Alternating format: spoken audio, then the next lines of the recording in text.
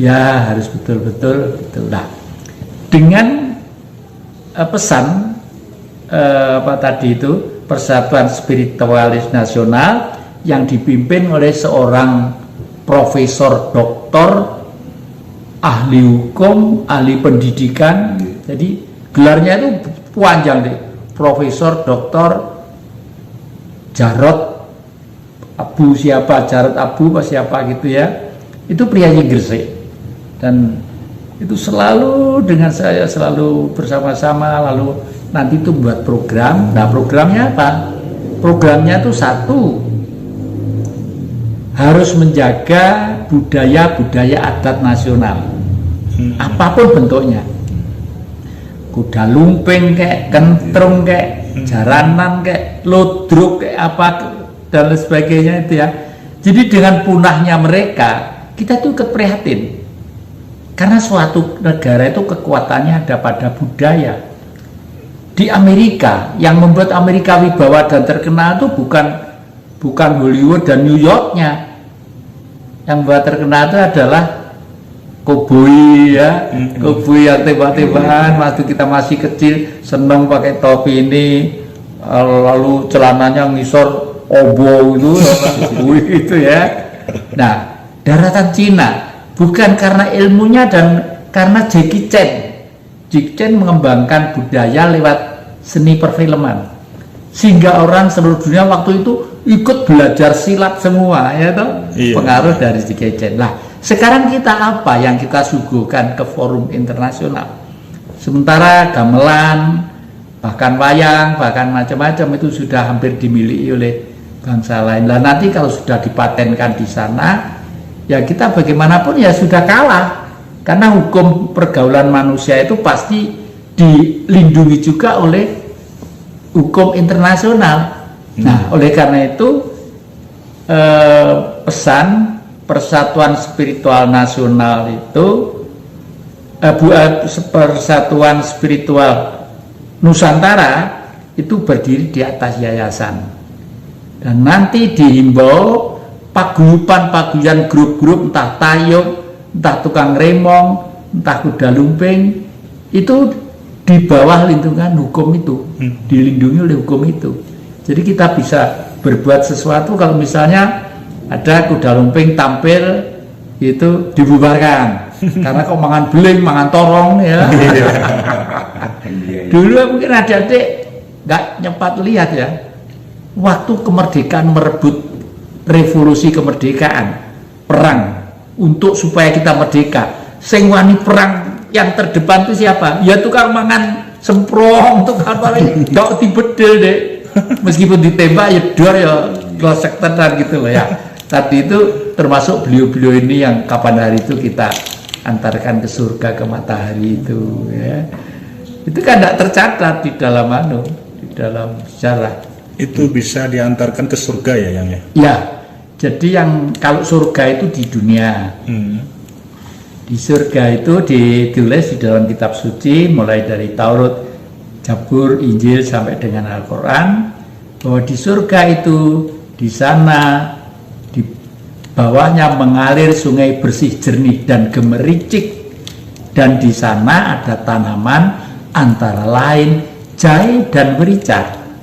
Berarti pada waktu kita bilang surga, waktu hidup, karena yang ngerti surga itu siapa? Sukma tadi itu, jiwa tadi itu, spirit tadi itu ya. Kalau mati sana tidak ada orang jual rujak ulek, tidak ada. Ini dipangan set kabeh ini ya, tinggal tulang-tulang aja, tinggal roh. Nah, rohnya masih ada sampai kapanpun, dibungkus oleh sukma. Nah, sukma itu bisa tebal, bisa tipis. Sukma yang tipis, yang mepet pema di oncai gitu, kulit ini, kulit hari-hari tek, baru roh. Itu kalau kita berani berkorban untuk kepentingan bangsa dan negara, dijamin itu ya. Sebentar ya, menurut pandangan yang Jati, dari semua manusia itu nanti akan masuk surga semua ya? Semula kalau sudah bersih ya ke surga, langsung ke matahari. Oleh karena itu matahari itu pemberi kehidupan. hidup itu dari matahari. Rumput tidak mendapat sinar matahari tidak bisa hidup, ya. Termasuk cacing, termasuk welut, termasuk semua. Tapi di antara sinar tadi itu, yang bersinar diberi alat yang sangat lengkap adalah manusia. Oleh karena itu di dalam agama disebutkan makhluk yang dimuliakan oleh Allah. Karena waktu bersinar, otak kanan, otak kiri, otak belakang, di tengah-tengah itu ada ruang ovum, sepucuk paku. Katanya kosong, tapi tidak, justru itulah sinar, itulah yang disebut Tuhan. Oleh karena itu kalau orang Jawa bilang Gusti kuwi radoh saka wangenan. saka baguse ngati gitu ya.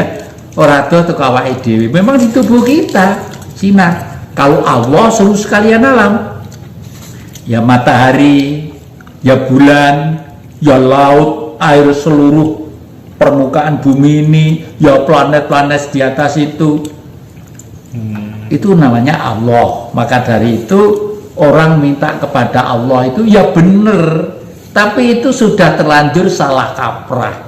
Kalau saya minta ke siapa? Ke Tuhan. Saya pengen punya pulsa, ya cari duit, gosok watu, gosok apa, gosok teken, nanti mbak menawa dijual payu rodok larang, kelebihannya untuk beli pulsa, ya begitu. Makanya Bapak Jokowi mengimbau kepada kita kerja, ya benar. Kita itu banyak melamun, otak kita banyak dipelintir supaya tidak ngerti bahwa yang kita injak itu adalah surga. Makanya kalau adik-adik kebedepaan saya, sumbernya airnya waduh jernih kodenya kayak gitu, seger banget gitu lah ya. Itu yang nggak surga dewe deh. Ini ya, kita kembali ke spiritual tadi ya. Ciri-ciri orang yang mempunyai bakat spiritual yang terpendam itu seperti apa ya? Ciri-cirinya ini ada yang indigo, ya, ada juga yang apa indigo, ada juga yang apa ilmu yang tidak diperoleh, apa namanya? Aduh, yang buat kakek. Ada sudah berpengetahuan ya, tapi umumnya kalau belajar spiritual dan ilmu jiwa dari sekolahan, lalu ilmu itu diajarkan, belum tentu kalau spiritual. Gitu. Ya, misalnya dosen, doktor, profesor ilmu jiwa, tapi dia mengajarkan ilmu itu kemana saja, itu belum spiritual, karena ilmu itu tidak dipraktekkan, hanya untuk diajarkan supaya dapat gaji per bulannya. Makanya kakek dulu ngajar di Semarang, di Bandung, di Jogja, di Jakarta, ya, di Madiun. Saya tinggal semua itu, saya lebih baik senang dan bahagia mencoba berperilaku sebagai orang spiritual, legun, terima, ikhlas gitu. Ini spiritual itu sudah dimulai dari orang suci kurang lebih 500 tahun sebelum Masehi. Adik-adik mesti pernah mendengar yang namanya Siddhartha Gautama ya. Lalu selanjutnya disebut Buddha itu. Beliau itu kan anaknya raja kaya raya. Waduh, keringetnya metu sing nyerbeti ana dhewe, kalau maem gitu yang dulang ana dhewe, pokoknya saking kayanya, saking terhormat dan saking terkenalnya. Tapi beliau keluar dari kerajaan, masuk ke tengah hutan untuk mencari jati diri. Ya, di situ ada keliling harimau, keliling macam-macam. Tapi karena spiritualnya tadi itu sudah kuat, batinnya mungkin kalau memang saya itu harus mati dimakan harimau, ya memang begitu, sudah nasib saya memang begitu. Beliau hanya pengen mempraktekkan kepercayaan dalam dirinya tadi itu. Ya, nah akhirnya seluruh binatang-binatang buas segala macam itu semua itu tunduk kepada dia itu. Sedemikian hebatnya daya spiritual itu. Dan ini terkait dengan yang tadi yang katakan bahwa manusia itu makhluk yang dimuliakan oleh Allah, oleh semesta alam ini. Jadi kalau kita mampu menggunakan daya semesta alam untuk diri kita keluar, ya sudah.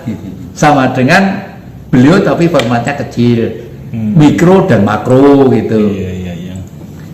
Makanya di zaman Mojopahit, kalau yang terkenal tuh waktu kekuasaannya Tribuana Tunggadewi, itu lukisannya saya lukis di sini nih ya, itu Tribuana Tunggadewi, cantik, cerdas, bijak, dan berbudi luhur. Beliau itu adalah cucunya Ken Dedes, orang Polowijen di Kota Malang ini. Kemarin saya datang ke sana, batu tinggalannya tuh masih ada. Saya datang ke sana, terus saya sama orang yang nunggu dikasih tongkat itu ya, itu saya senang datang gitu. Saya nyapu, saya bersihkan, saya gitu ya. Karena beliau adalah seorang wanita yang rahimnya itu melahirkan raja-raja besar di Nusantara, dan di bawah kekuasaan Tribuana Tunggadewi lah Mojopahit menguasai 3/2 dunia. Wah, bukan karena perang. Mojopahit tidak pernah perang. Ekspansi perang ke sana ke sini ketoprak deh, orang merangi rame ya. Tapi di sana itu berdagang, dan justru pelabuhan besarnya di tempat adik-adik di Tuban sana. Iya. Makanya saya tuh bangga dengan masyarakat Tuban. Besok harus kita kembalikan menjadi bandara internasional lagi gitu ya. Sekarang sudah mulai dibangun kilang minyak ya. Wah, syukurlah. Syukur. Nah, itu. Jadi Tri itu 3, Buana itu jagat. Ya. Jadi kalau di dalam patung-patung Hindu disebut sebagai Siwa, Wisnu, Brahma. Siwa itu langit, Wisnu itu manusia, kita itu Wisnu, Wismanunggal, kehendak Sang Maha terhadap kehidupan, yaitu kita. Jadi istilahnya bukan kita itu ciptakan oleh Allah, itu ya benar, tapi tidak seperti itu ya tak? Semua itu meskipun kamera itu diciptakan oleh Allah ya, tapi kan lewat tangan manusia, lewat tangan manusia. Ini yang penting ya. Yang penting spiritual nanti arahnya ke sana, meluruskan pelan-pelan bahasanya. Dan tadi itu sudah ketemu dengan salah seorang putri, seorang ibu mempunyai kapasitas spiritual yang lumayan juga. Tadi kita datangi di rumahnya.